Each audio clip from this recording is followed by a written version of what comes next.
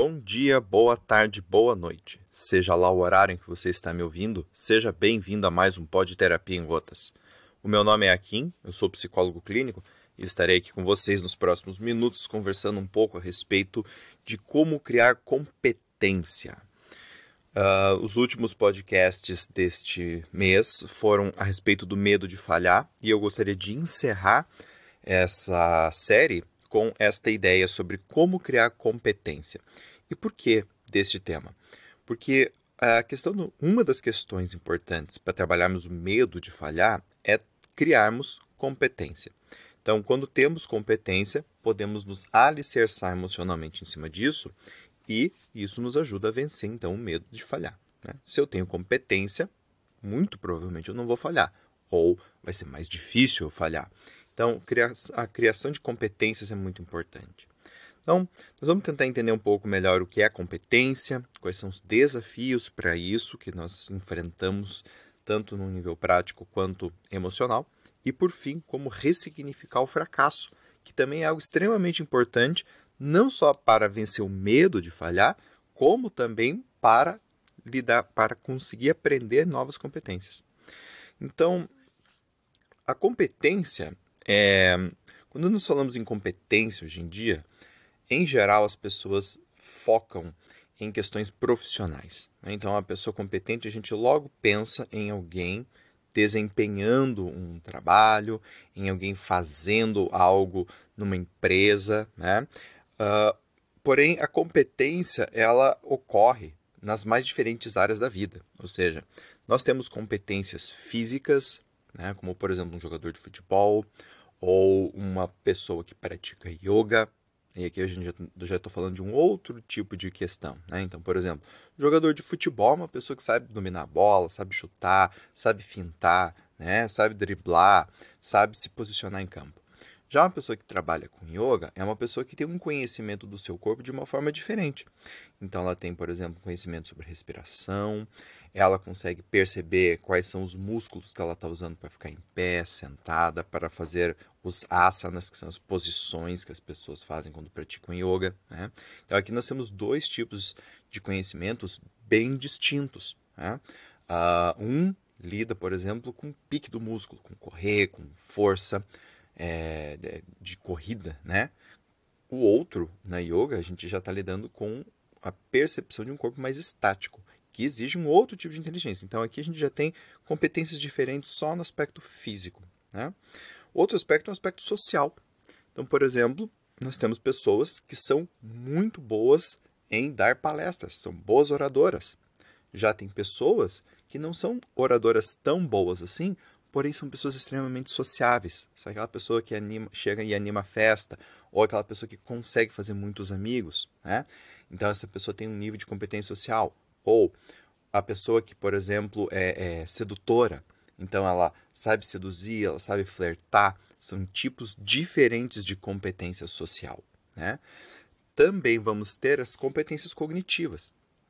A pessoa que sabe, a pessoa que tem competência em relação a questões matemáticas e lógicas, a pessoa que tem uma competência em memorização, outra pessoa tem uma competência maior em atenção, a outra em raciocínio lógico, né? Ela é rápida no raciocínio, nesse sentido, né? Tem pessoas que são muito inteligentes, mas elas são, por exemplo, um pouco mais lerdas em relação a essas. Em xadrez, por exemplo, tem algumas competições que a modalidade é de velocidade. Então, você tem um reloginho do lado do tabuleiro e os participantes definem lá 1, 2 ou 3 minutos para fazer um movimento. Então, você não pode ficar pensando eternamente antes de fazer o movimento. Você tem lá 1 minuto. Bateu o reloginho, você tem 1 minuto para mexer a peça. E a hora que eu mexo a peça, eu bato no reloginho e aí você tem 1 minuto, né? Então aqui a gente está trabalhando com um jogo de velocidade. Não é apenas a inteligência, é a velocidade também, né? Então algumas pessoas são muito, muito boas no xadrez, mas não conseguem competir dessa maneira. Então, percebem, gente, nós temos vários tipos de competência. Tem várias coisas nas quais nós podemos ser bons, né, ou podemos ter déficits. Aqui eu não estou incluindo, mas a gente poderia falar também sobre, por exemplo, uma competência mais a nível espiritual, por exemplo. o grau de capacidade que a pessoa tem de se conectar com coisas maiores, né? Maiores do que ela, seja um movimento social, seja uma igreja, né? Seja um movimento filosófico, ou seja, essa ideia de, ou até mesmo a natureza, essa ideia de perceber-se maior. Então, aqui a gente tem muitos tipos de competência. Por que eu estou falando isso? Porque é muito importante que as pessoas abram a sua mente para ver em todas as esferas da vida dela no que ela pode, no que ela já é competente. Muitas vezes as pessoas, quando têm problemas com competência, o que elas fazem? Elas se focam em uma competência ou duas competências que ela não tem, né? E que outra pessoa tem, e ela fica o tempo todo só se comparando com essa pessoa, porque ela tem ou não tem, ela tem ou não tem. E ela deixa, então, de olhar para as outras várias competências que existem e que ela tem, né? E que ela pode usar. Então, esse é o grande motivo de eu estar abrindo essa ideia de competência. O que é ser competente? Ser competente é ser capaz de gerar um resultado. Ponto. Né? Então, assim, quando eu tenho uma determinada competência, por exemplo, se eu tenho uma competência física, é porque eu consigo executar algo com o meu corpo, ou usando o meu corpo. O quanto de competência eu tenho nisso? Né?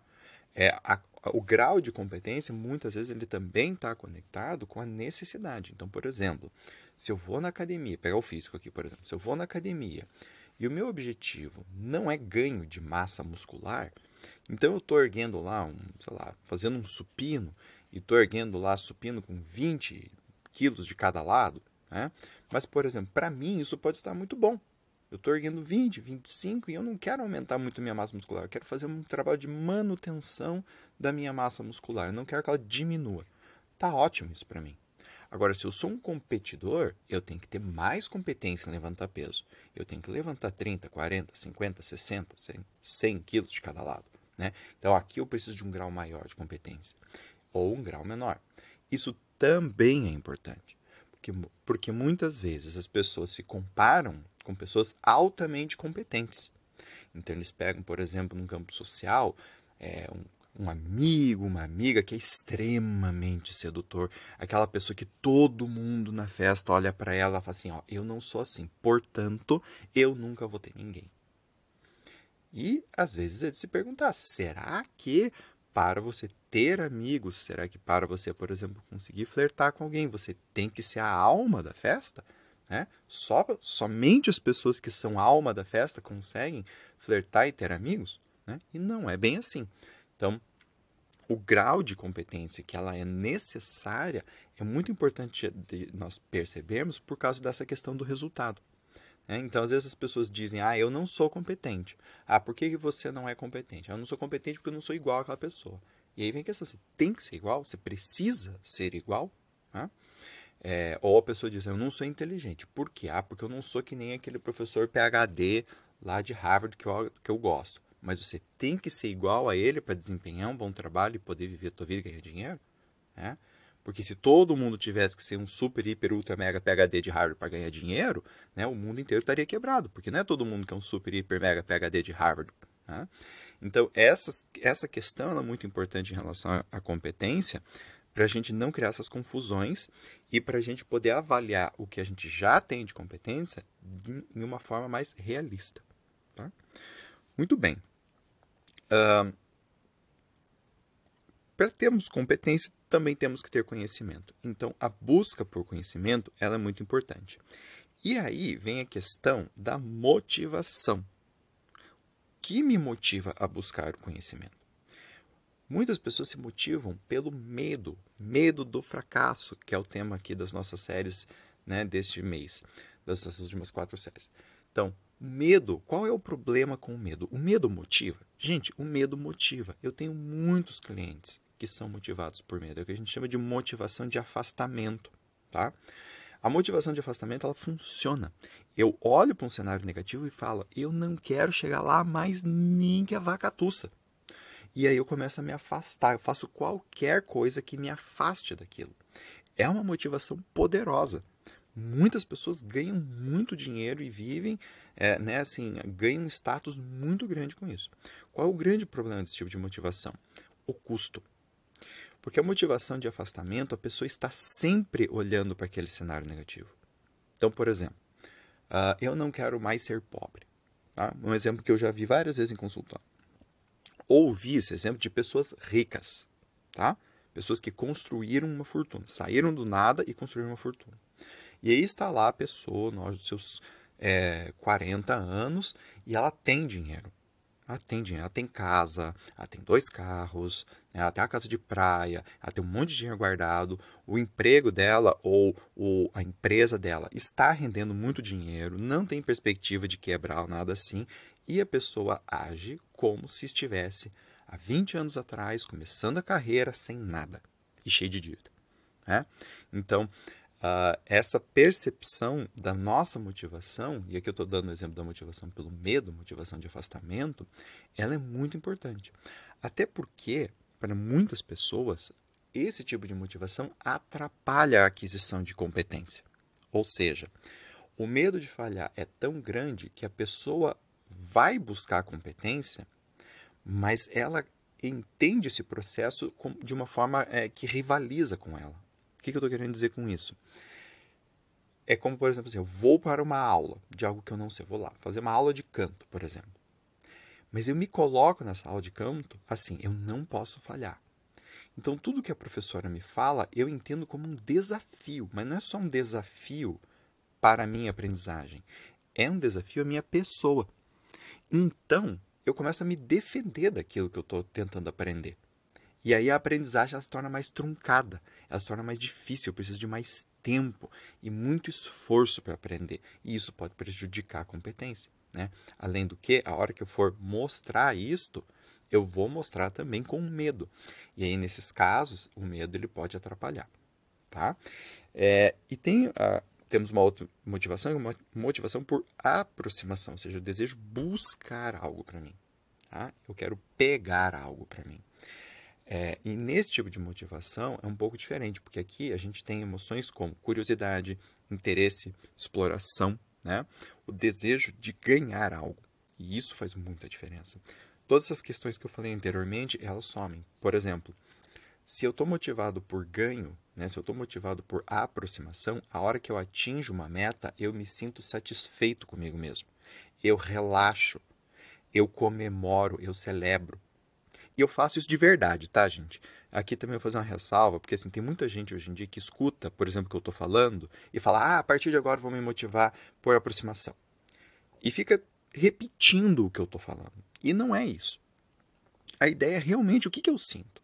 Como é que eu me sinto de verdade quando eu estou fazendo, por exemplo, um processo de aprendizagem? Eu sinto satisfação quando eu atinjo uma meta, relaxo e comemoro e fico orgulhoso de mim? Eu sinto de verdade isso? Ou isso é forçado? Eu me forço a isso, digo para todo mundo que é isso, mas no fundo, né, eu só sinto um alívio de ter passado por mais uma e falo, puta merda, agora tem mais outra. Né? Como você de verdade se sente? Isso é muito importante. Então, a motivação por aproximação, a pessoa de fato sente essas emoções. Quando ela atinge uma meta, ela comemora, ela se sente bem, ela fica satisfeita, ela age com base nas suas necessidades e interesses, ou seja, ela não tem que evoluir o tempo todo, ela não tem que fazer isso. Ela evolui aquilo que ela percebe que é necessário, importante e interessante para ela. Ela não fica numa corrida louca porque alguém disse para ela. Né? Ela fica num perceber-se e, ao perceber-se, fazer um movimento evolutivo. Ou não, né? Manter-se um pouco aqui, porque aqui está bom, aqui está dando o que eu preciso, aqui está dando o que eu quero, e eu não preciso fazer uma mudança neste exato momento. Né? E aqui eu também vou falar uma questão agora, entrando um pouco nessa questão que eu falei de fracasso, né? Que é a frustração. Frustração também é muito importante na aquisição de competências. Por quê? Porque nem sempre a gente consegue tudo rápido do jeito que a gente quer. Todos nós temos dificuldades, né? Algumas coisas que são mais fáceis, outras que são mais difíceis para nós. Então, frustrar-se no caminho de quem quer adquirir competência é uma coisa padrão. Tá? Eu me lembro de várias vezes em que eu estava fazendo aula de várias coisas distintas, né? E assim, às vezes tinha dia que a coisa ia que era uma beleza. E tinha dia que não adiantava, eu podia fazer o que eu quisesse, não saía nem o mínimo do básico do que eu já sabia que eu sabia fazer. Né? Então, por exemplo, prática de meditação. Tem dias que você senta lá, você medita, é uma beleza. Tem dias que você senta lá e você fica pensando na morte da Bezerra o tempo todo. Você só está sentado lá que nem uma pedra, porque você não está meditando coisa nenhuma. E isso faz parte do jogo, né? Então, aqui nós temos dois tipos de frustração, que é assim, quando nós temos uma frustração motivada, tá? Aqui eu estou criando um termo, tá, gente? Não vão procurar isso daí em literatura, porque não existe. Estou criando um termo para ilustrar. Então, a frustração motivada é quando a gente o quê? A gente se frustra e permitimos que essa frustração nos faça o seguinte: bom, hoje não deu, mas eu ainda quero. Essa é a frase importante. Né? Eu ainda quero, eu ainda busco por algo.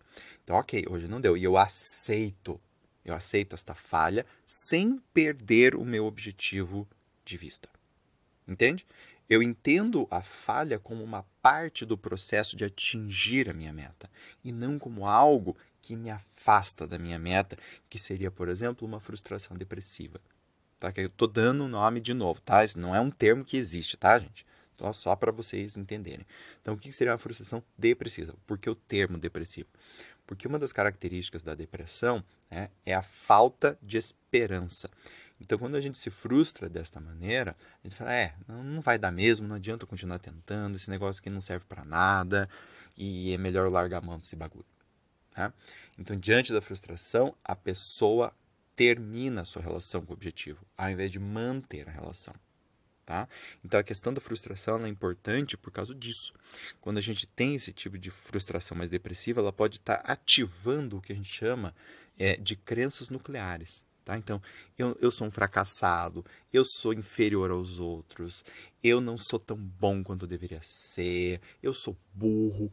Tudo isso são ideias que nós temos a respeito de nós mesmos e que nos prejudicam nesse sentido de buscar algo. Ou seja, se eu estou querendo buscar uma nova competência, mas dentro de mim eu acredito que, de fato, eu sou um burro, eu sou ineficaz, eu sou inferior aos outros, eu não vou querer ficar muito tempo gastando a minha energia numa coisa que eu sei que eu não vou conseguir fazer. Mas a pergunta é essa, será que eu realmente não vou conseguir fazer? Ou será que isso é só uma crença que eu tenho? E aqui essa questão de dar um novo sentido ao fracasso. Porque quando eu tenho essas crenças nucleares ativadas, o fracasso para mim é o meu destino. Eu sei que eu não vou conseguir nada na vida.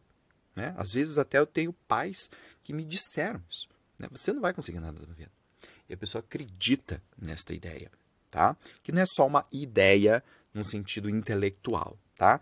É uma ideia no sentido emocional, é uma ideia no sentido psicológico, é uma ideia no sentido comportamental.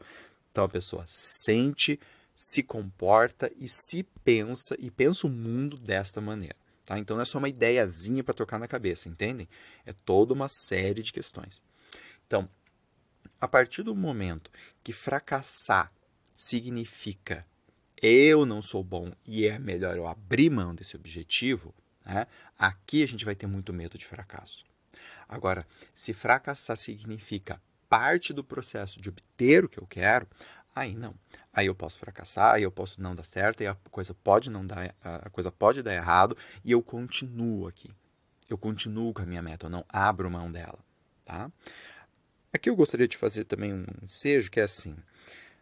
Sempre nessa busca, eu, particularmente, falo para todos os meus clientes que a gente sempre precisa fazer o quê? Uma avaliação.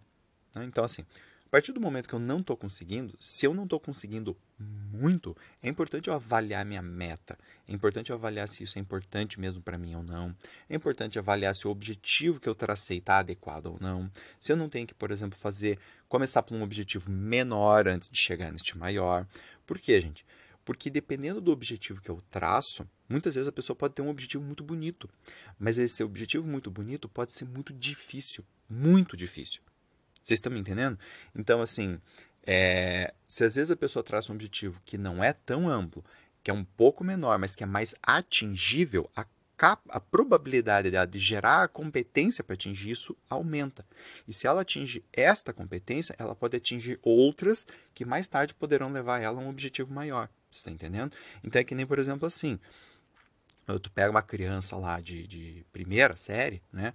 Eu nem sei se fala primeira série agora. Primeira série na minha época, né? Eu já tô com quase 40. Então, a primeira série lá da época que o Akin, né, em 1985, 86, né? Da minha primeira série, né? Então, da época que o Akin foi para a escolinha, pega uma criança de primeira série e você, por exemplo, mete na cabeça dela a meta de fazer uma equação de segundo grau, um dia ela vai chegar lá. Mas se eu quiser que ela faça isso naquele primeiro ano, talvez ela não consiga. Talvez seja muito para a cabecinha dela. E se a criança acreditar que ela tem que atingir essa meta naquele ano, talvez ela se frustre muito, diga que ela é uma burra e largue mão da matemática. Estão me entendendo? Agora, se ela ficar feliz em conseguir somar e multiplicar e dividir todos os números, né, e ficar boa nisso, perfeito, não é uma equação de segundo grau, mas ali já está toda a base para ela aprender a equação de segundo grau um dia. Tá? Muito bem, gente. Como sempre, vou dar uma indicação de leitura, que é o Usando Sua Mente, as coisas que você não sabe, do Richard Bandler. Esse livro é um livro sobre competências cognitivas, mentais, tá? Então, acho que vai ser um livro bem interessante para vocês aprender como usar um pouco a cabeça de uma forma diferente, certo? Gente, espero que vocês tenham gostado do podcast de hoje, que ele tenha ajudado vocês, tá?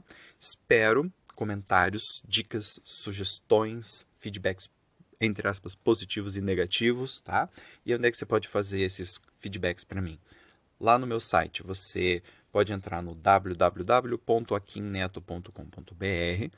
Lá você vai ter acesso a todas as minhas redes sociais. Facebook, Instagram, Twitter, LinkedIn, Telegram, tá?